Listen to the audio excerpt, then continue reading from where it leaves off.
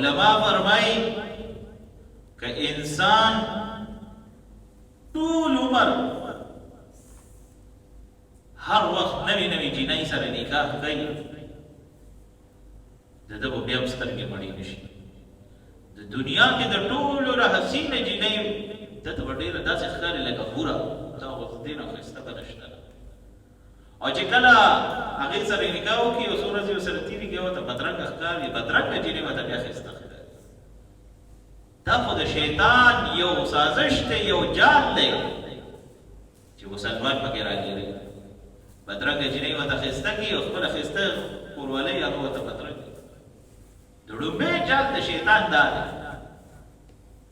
دغه رنګې تاسو به زموږ ته طلاق مسایل راځي چې کله لومړی ښځه پرېږدي او په هغې باندې ستومانې یو چې ستا چې په غوسه کې مې طلاق ورکړی دی که نه بس په ځان نو ورته په رضا څوک جنۍ پرېږدي، په رضا څوک طلاق ورکوي. او چې کله بیا طلاق ورکړي بیا هغې باندې ستومانۍ بل جنۍ وکړي بیا راته وایي ستا چې په هغه زړه دې ښه وه که نه متعصب په مصیبت مسار دی. بیا د هغې زړې هغه ارمان وله ورځي